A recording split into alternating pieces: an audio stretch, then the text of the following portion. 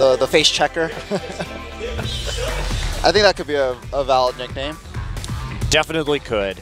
Well, here we are in picks and bans, and what will Rebels Anarchy ban first on the blue side? Azir. So we saw a lot of those pocket bans last time from Najin. They may not have the same luxury of pocket bans when they are on the red side and have to maybe take out the Callista. The Zed will still be banned, however. That's not too surprising. And the Victor. So target bans against Goong here. Goong not with the largest champion pool. You see the Cassiopeia banned in the last game. They could go for 3 mid lane bans and force Goong onto something really weird. Remember that Zed is also a ban against Goong. He has played it this season. That is true, and he's actually a fairly good Zed player. Yeah, he's a very good Zed player. So Thresh gonna be the next ban. No surprise. So I wonder if Najin will stick with the same bans that they did in game 1 and ban the Hecarim as their last one. Cassiopeia. All right, so Goong now with the LeBlanc nerfs. Remember, Goong is also an Ahri player, so we could see the Ahri come out here. He's an okay Orianna player, and there's going to be a Ryze first pick in this one. So Callista was banned on red side, like we always see, and Ryze, first pick. What will be the answer from Najin mFire? Yeah, Goong is a TF player. He can play Ahri. He can play Kassadin, but I'm not a big fan of Kassadin in the current meta. It's too easy just to take control. So there are a couple champions left here for Goong. Ezreal is available. That's true. We didn't see the Ezreal come through yet. You'd have to imagine Goong can play that. We know Mickey can.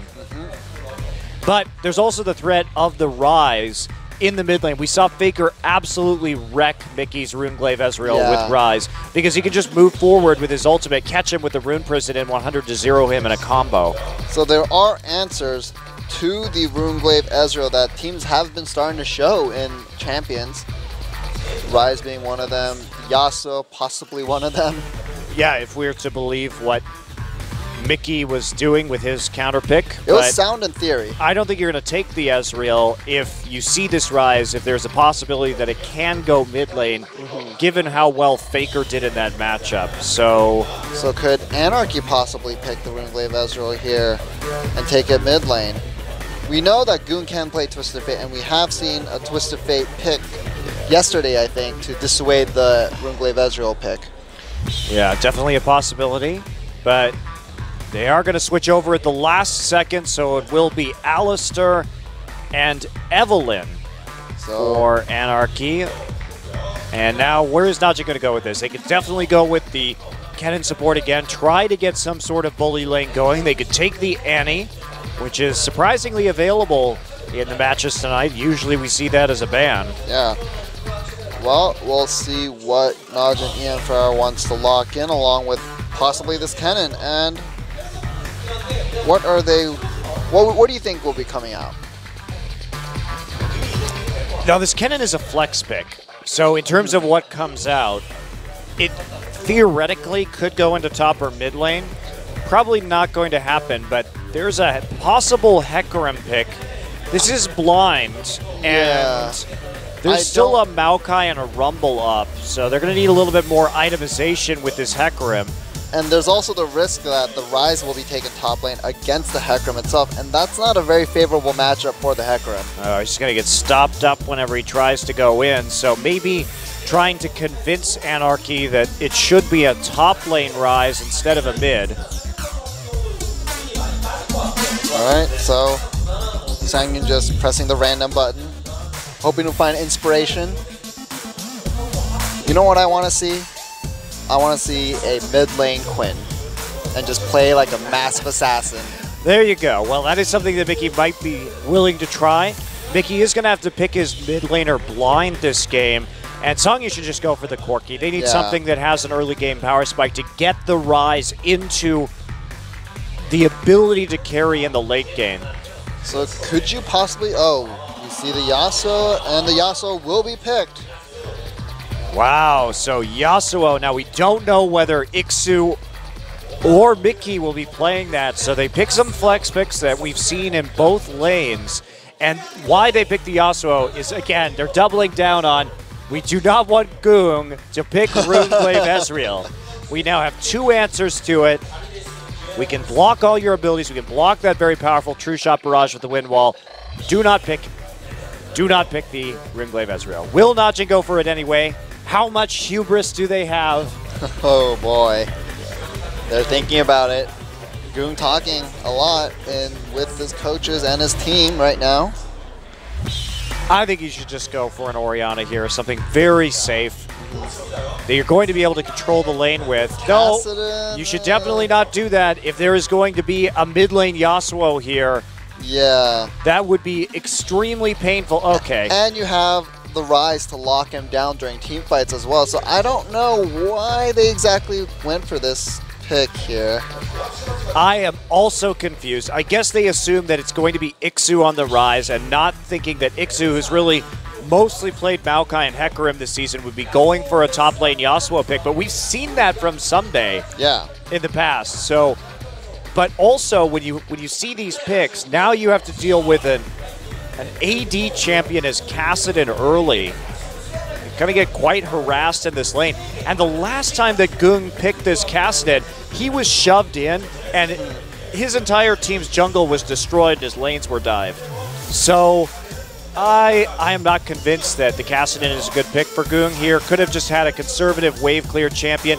Let Duke scale up into carry mode on this Hecarim and done work. Well, it looks like Watch may be spending a lot of time in that mid lane to make sure Goong can get the farm he needs to kind of get into that mid game and the late game, because Yasuo will bully out this Kassadin fairly easily. Yeah, they only have one knockup too to set up Yasuo ultimates for Anarchy. Just having that Pulverize is the only ability that they have to rely on. Now, Najin obviously going to have a strong skirmishing team with the Gragas and the Kassadin, so the comp is good. It's just the lane matchups aren't there. And if we think about how Najin won last time, it was off the strength of that early game in the lane. So can they do it again, or will Anarchy make a comeback? Let's get into game 2.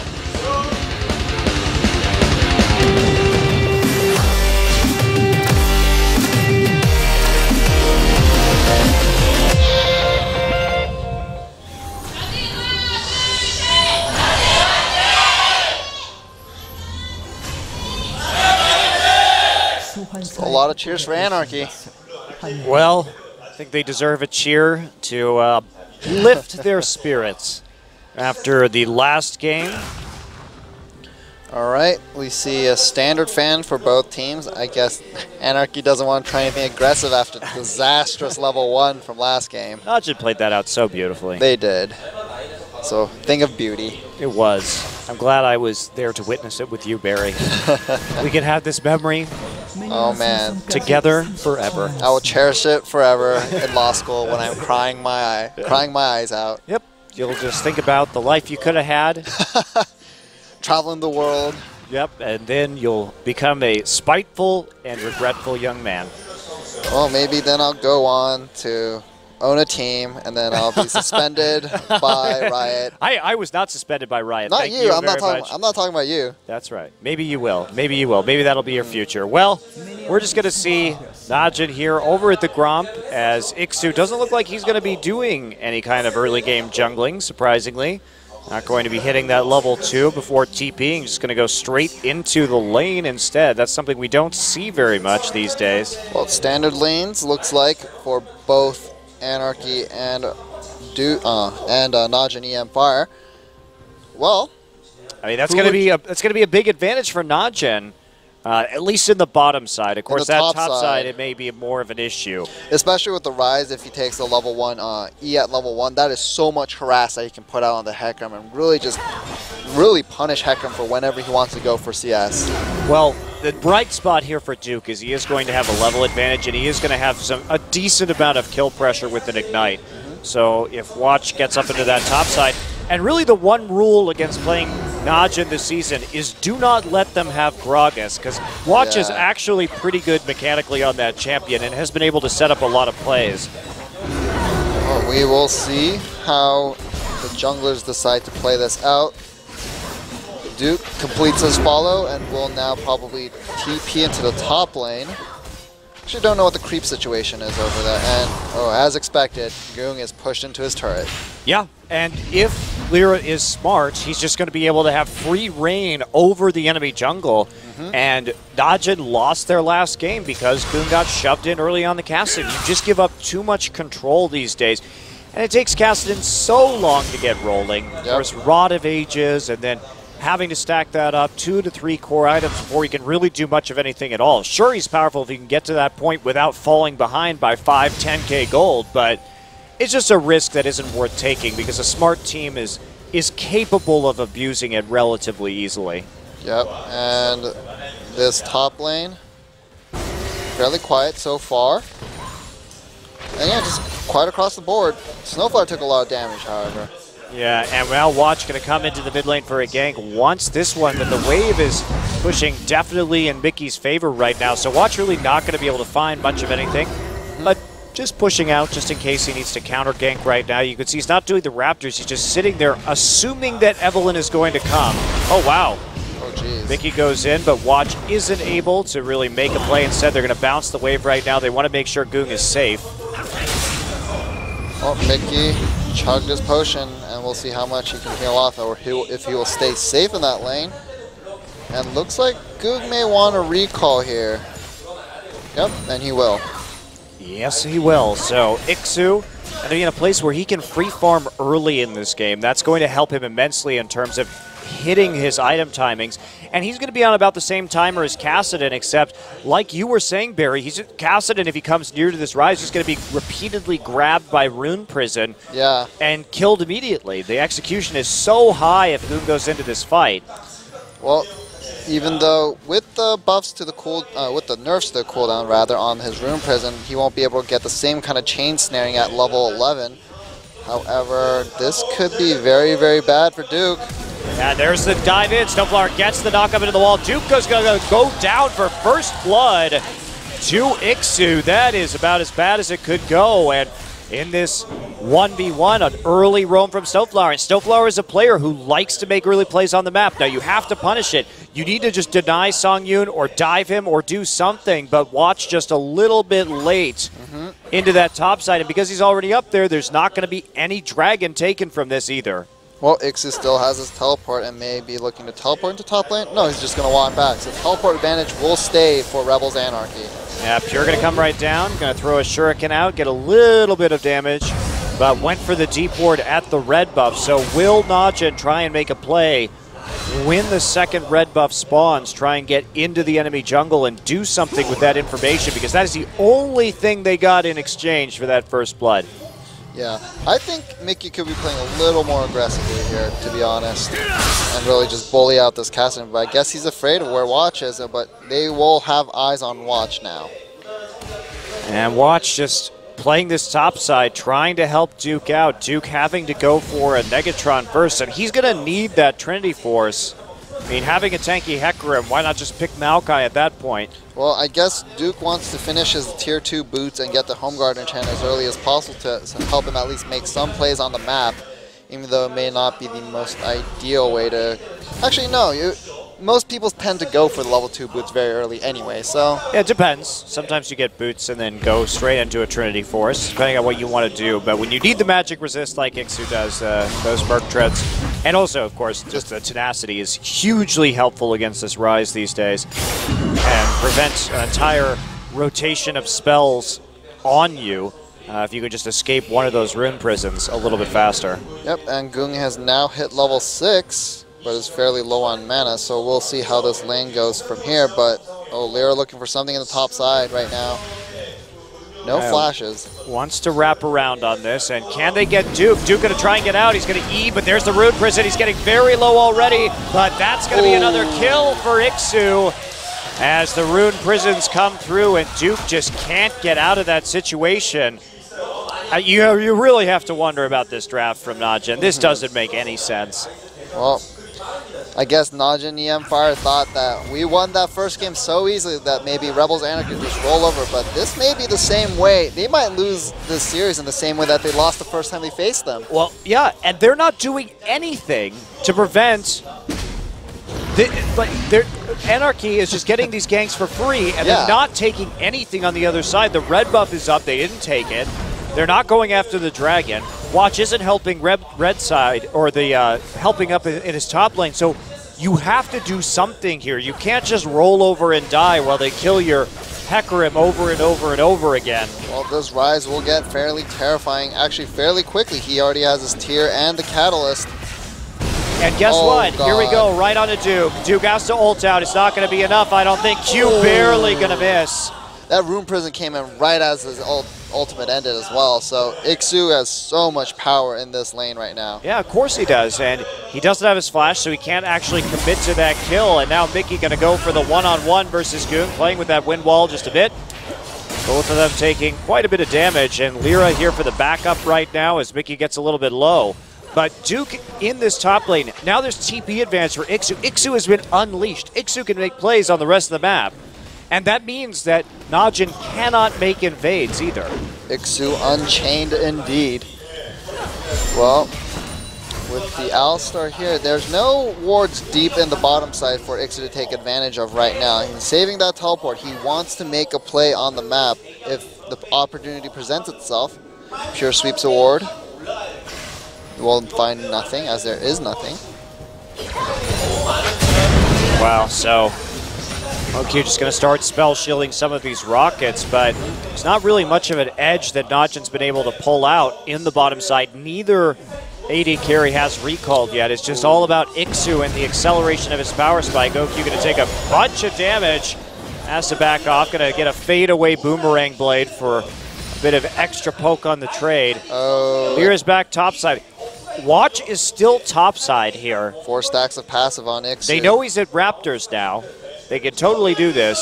Ixu's flash is back up, and Duke suspects something. He's staying really far back. Well, he can't do much else at this stage. Stacks are going to be put back up. Could they dive this? The ultimate is down, but Duke does have Ignite.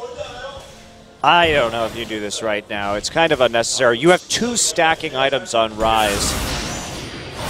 And also, you just saw Gragas at Raptors, so he could be making his way up into the top side. Now we see Pure coming in for the counter gank. Watch is here. He's going to see Lyra in the tri-brush. Lyra should have a good sense that he could get ganked right here. There it is, coming in, slicing Maelstrom. Lyra just going to get annihilated. He definitely should not have been trying to kill that ward with this last information about where Watch was. Well, that frees up Duke a little bit to pick up some CS. Now has his ultimate back up along with the Ignite. And I think this is Duke's opportunity if he wants to try to make a play onto this Rise here, who still does have flash though. Well, we see Mercury treads for Duke. We'll see if he goes for the early Home Guard enchant or just starts building straight into his Trinity Force. Oh boy. Yeah, I think he needs Home Guard because he's going to have to go back so frequently due to the trades that he's going to be taking not in his favor, that having Home Guard will help him lose less experience and CS. Yep, and Goong's starting to trade fairly well with Mickey. Mickey wasn't able to punish Goong as much as we thought he would. 13 CS, not the end of the world for a Kassadin. I suppose the bright spot here with this mid lane Yasuo is that it really does fall off very hard in the late game. It has a very brief power spike window, and even then, it's just not even that great. That's why we don't see it very much. So Mickey's usefulness is not going to be particularly great. He has to actually flash over the wall to get out of that gank. Meanwhile, Goong is really going to power up and be a strong late game carry. Well, a lot of Yasuo's damage will just be negated, and he's going to be stunned if he tries to go in by the slicing Maelstrom. Ixu getting pushed around by Duke, actually. Lyra's here as well. Watch comes into the top side. Duke on the run. Agony's embraces down. Goong is here. Goong is going to get the kill onto Ixu. That's going to be 2 kills over to Najin just for 1. Goong with the faster roam. He is Kassadin, so he can do that. Well, Pure is really saving this game by continually roaming into the top side at this point. Without him, this would be a much different situation. However, that said, OQ gets zoned off the turret in the bottom lane. Thanks to his solo presence. There is Slicing Maelstrom up, actually, for Pure. Yep, and Songyun does have his Sheen, so he'll be putting out a decent amount of damage if Pure gets too close, however. So in spite of all this insanity in the top side of the map, no one has actually taken a dragon yet. Or a turret, even. So, slow early game, looks like, even with all those kills. Wow, Goong has been so delayed in terms of his build because he had to go for the Seeker's arm guard? The arm guard first, so this is going to be a super late Rod of Ages, actually, because that's 1,200 gold you spent on the arm guard, so that should set you behind by maybe 3-4 minutes, and that means that he's not going to have a fully stacked Rod of Ages till maybe 25 to 30 minutes. Well, Goong did start with the cloth armor from his first buy. That's true. So that's 300 gold that he won't be in the hole for. We'll see when he actually gets the rod. And meanwhile, Ixu, very close to the Rod of Ages of his own, has that blasting one, so will be putting out a decent amount of damage onto Duke. Even more so than he already is, really. Duke going for the home guard, which seems a bit necessary right now. Duke actually isn't at as much of a CS deficit as I thought he would be. Unfortunately, Duke was not able to get either of the kills he assisted in, which really would have helped him get back into this game just a little bit. But Rise already strong and going to only get stronger the longer this game progresses and the more stacked up this tier in the Rod of Ages become. Ixu looking to go home. Teleport is still up. Teleport is up for both top laners right now. And, ooh, bottom lane for Najin mFire is pushed up immensely. Yeah, I think Duke has to start making plays here with his home guards, try and affect the rest of the map at the moment. Now he's standing in base. He's thinking about coming into this one. There's the TV. He's going to come into the mid lane. And Watch is going to die to the Ignite, looks like. Goong getting very low, and Duke just can't do anything. With the Ixu there, also Pure going to get the Slicing Maelstrom, but double kill for Mickey. And Snowflower following up on the roam, but 1-for-2 trade. Mickey goes down, but not before he gets kills onto Duke and Watch on a rather ill-conceived all-in right after Mickey had picked up his static shiv. That was a very good timing for them to fight. And you can see Watch coming in, and he actually threw his barrel into the wind wall, so it just disappeared. So he lost a lot of the damage that he would have had. And Duke also trying to push somebody into the turret right there. Onslaught of Shadows comes out, but Pure not there in time for him to get the stun so he could deal a little bit more damage. Yep, and that could have ended so much worse for Najin had Pure not come there with his Slicing Maelstrom, because most likely Goong was going to get dove with that low amount of HP. Yeah, and Goong just isn't doing damage yet. He gets his Rod of Ages, so will be stacked about 25 minutes into this game. Well, Ixu has position on this top lane, but there is a 3-man gank coming in. He pops his ultimate for the speed boost. There's nothing, he can't get the angle at all. Ixu used his ultimate for speed to get out of the way of the devastating charge, and so that was a lot of resources sent up again into the top side. Finally, Anarchy will respond with a dragon on the opposite side of the map. Someone starting to be able to get that objective, even though there's been so much action topside this game. We're going to be looking for a kill right there. There's a Force Pulse into the enemy team, get some good damage, but that's it. Now, can they get a mid turret out of this?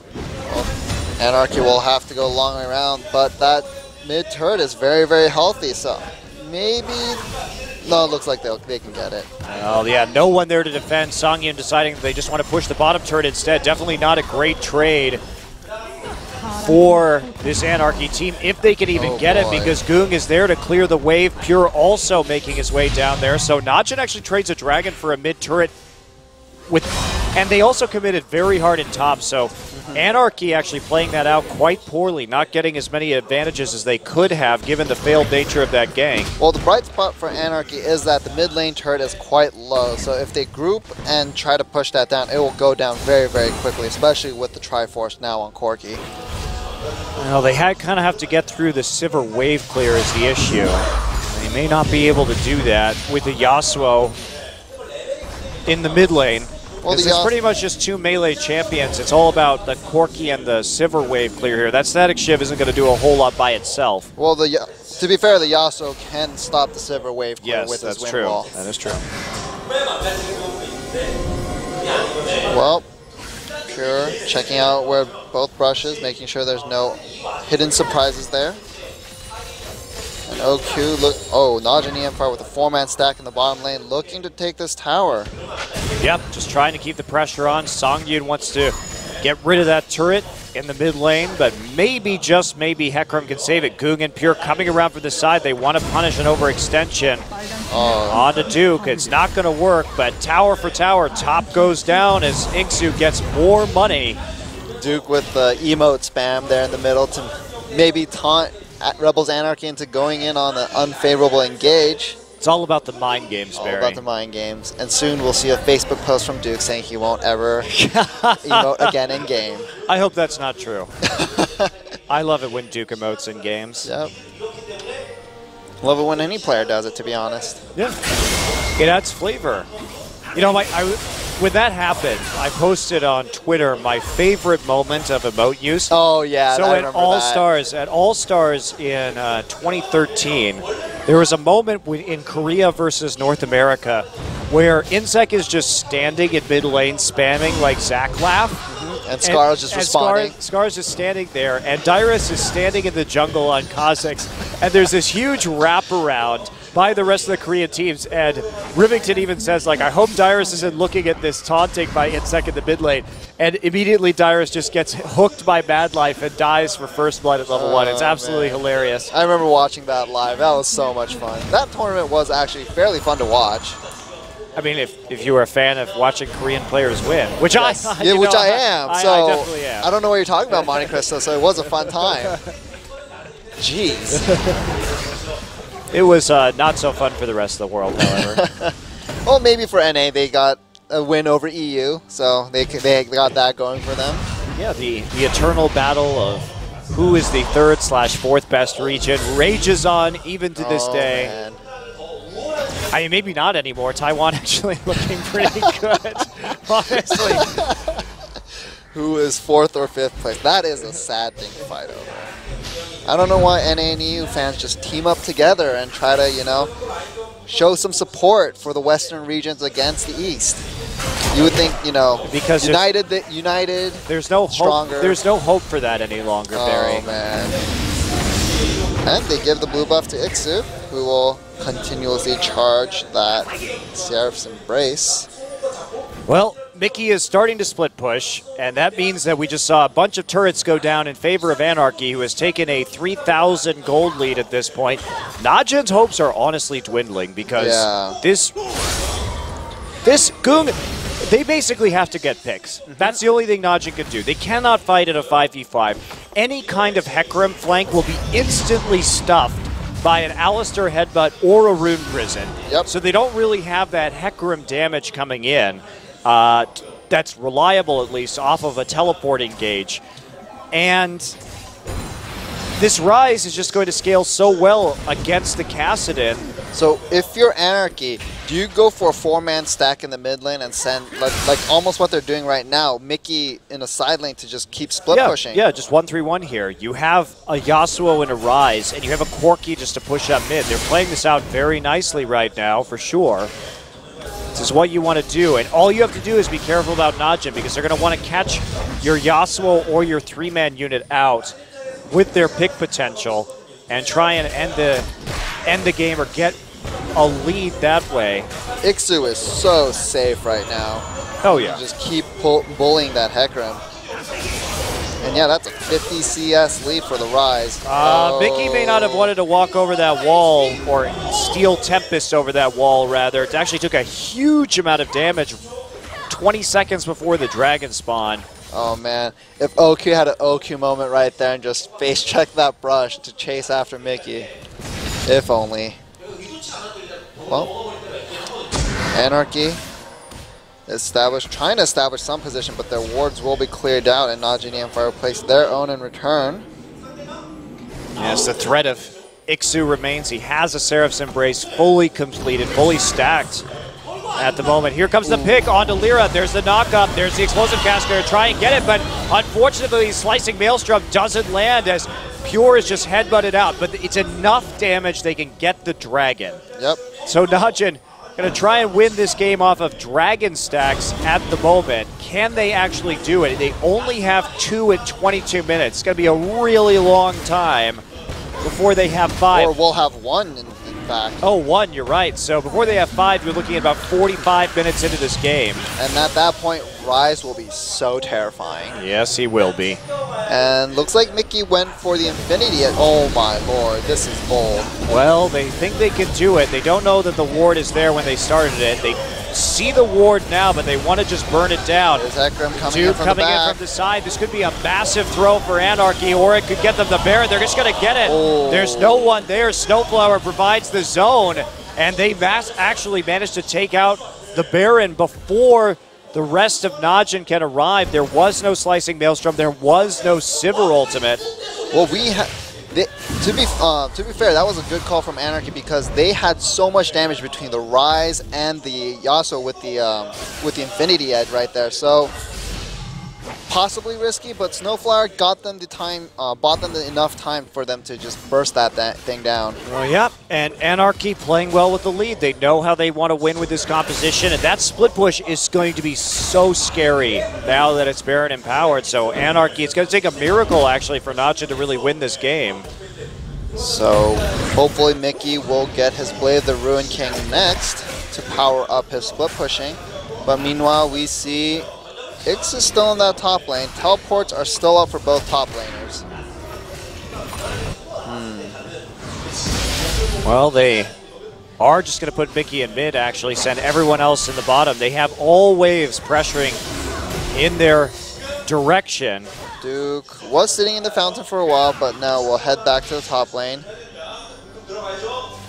Lord's going down. For Ixu to keep himself safe, they see Mickey coming up. Yep, just want to get this tower down together as best they can. It's going to be a tier 2 in favor of Anarchy. They spent a lot of time just walking around the map and not doing a whole lot, but now finding that turret finally. Well, both teams are set up in the jungle for possibly a big and apocalyptic team fight, but apocalyptic. Apocalyptic. You nailed it on the second try. I know. English is my second language, Monte Cristo. Apoplectic. Apoplectic. That's a different word. I know. Well, maybe that is what you will be if Anarchy somehow manages to throw this game. Maybe. That might, in fact, be me. Apoplectic. Claims that English is a second language, knows what apoplectic means. Good job, Barry. Oh, man. I could see through your lies. Hey, it's not a lie. It technically is my second language. I was born in Korea. I learned Korean first. Alrighty. Alrighty there, buddy, but you learned English pretty fast thereafter. What can I say? I'm a quick study with languages. Yeah, I guess you are. So, actually not that much taken on the Baron buff. When the dust settles, they could have actually pushed that probably significantly harder. Well, still a 5k gold lead for a scaling composition that Anarchy is fielding, which is still in a very good spot for them. So, I mean, Anarchy, one of their major flaws has been closing out games. They've actually been in one of the worst teams at that in the league. Even when they get those advantages, they don't push it enough so that it allows the enemy team to get to the super late game in that 6-item spot.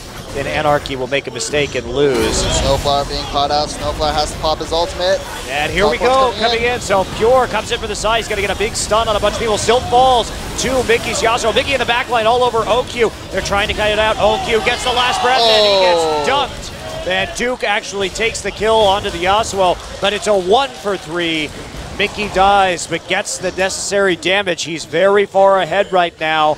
Watching Ixu's health bar was like watching the stock market. It went down, then up, then he had that Seraph's Embrace shield, and it's just up and down constantly. Yes, that's right, and now they just push forward. Ixu playing the stock market on his American skin. Capitalist rise. Capitalist rise. How come there's not like a Karl Marx skin in this game? Oh man, who would it be? Who would you give it to? Well, let's look at this first before we ruminate on that. Yeah, Snowflower takes a bunch of damage, but Najin commits onto a champion that has a huge amount of damage reduction. They get the exhaust off onto Mickey immediately, but Mickey does a really good job of moving through this team fight to get on top of OQ for the slam dunk at the end onto Sivir. Yep. All right, back to the essential question. It's also a Rise skin. It's also a Rise skin? Yeah, of course. Why? Why not? As a guy who could be carrying the, Das Kapital on his back. I was thinking like maybe Soraka because she, equalizes the health of everybody on her team by sacrificing. Should it be Rumble with the equalizer? That is true. Oh man! And just instead of a robot, it's just a giant statue of the communist communist industrial machine. the people, the workers. Oh man, that would be actually pretty awesome. Instead of like his little mace in one hand or a drill, he just has like this hammer. The hammer and sickle? Yeah. Okay. I agree. Let's do it. Let's do it. Mark's Rumble. Let's kickstart this. Marxist Rumble. The more I think about it, the funnier it is. Well, Iksu goes back to split pushing. Fairly uncontested. No teleports up, so Najin is in no place to defend this. What is Najin doing? Well, Barry, they started this game with an absolutely ridiculous draft, and now they're going to lose this game. Oh my lord. Well, they got the flank, but Anarchy just going to back away towards Iksu in the top lane. Yeah, just go ahead. Assault and siege that top lane turret. There's no one there to stop you right now. Pure can get in with a flash slicing maelstrom, so you have to be a little bit careful. But Boom getting chopped up. And Mickey going to get an ult off before he dies, but that's going to be a pick for Najin as Mickey gets cut off. They get the inhibitor turret. Now Najin going to try and finish this in some sort of fashion. They want the rest of these kills. Iksu has a GA, and he's going to turn around onto watch immediately. Iksu's passive is up now. Yeah. Well, disengage. I mean, there's nothing they can do even in a 5v4. Well, and Rebels Anarchy back off. The dragon is now live, so maybe they're heading for that right now. Only another 20 minutes before they get 5 stacks if they get all of the rest of them. Oh god. Najin has somewhat of a position. OQ is all alone, but still does enough damage to dissuade Lyra from aggressing on him. Oh dear. So Najin wants this dragon. They're going to be able to get it. Baron up in 7 seconds. They're going to get the dragon, and then maybe they can force a Baron fight, actually. Well, this is about as good as it's going to get. So they're standing on a ward. They are, and Yasuo is not there. Okay, this is a net 5v4 for a few seconds. Not going to go after it. They want the Baron fight. If they can get it, could be absolutely huge. Could turn this game around. That was such a good idea, except just that ward ruined everything. Well, I'm not sure about that. If they had, I don't think they were going to be able to actually legitimately win that fight. Well, they could win the fight, but I don't think Najin was going to actually go in there. Well, they see recalls going out of Rebels Anarchy. I mean, if they recall, Najin can just do the Baron. What? What is this game, Barry? What is this game? Free Baron. Free Baron for Najin. Anarchy mass recalls. On wards, no less. Oh my lord. My mind is being blown. We started this game. Okay, there's a TP. They're going to try and fight at the very least. So Anarchy trying to make up for their mistake. They're going to try and get Iksu, though. Iksu gets focused. He has the GA, but there's still so much damage the last breath. And Anarchy going to power on through. Can they actually finish the game right now? They're on the Duke. Oh, Mickey. So much damage. Yeah, the Quadra's going to come. There it is. Duke come in, give him the Penta. He's just going to sit there. Dude's just sitting there. Barry, this is hands down one of the worst games of the season. Oh man. Absolutely appalling. What about the KTIM game? That was at least more exciting than this one, Barry. Well, Rebels Anarchy ties up the series 1-1 off the back of a very fed rise, so GG. I mean, I can't take away from Anarchy playing the laning phase well, but that was such a baffling draft from Najin. And then followed up by just free Barons for everybody. Holy cow, man. Najin. He's got to take this to game 3.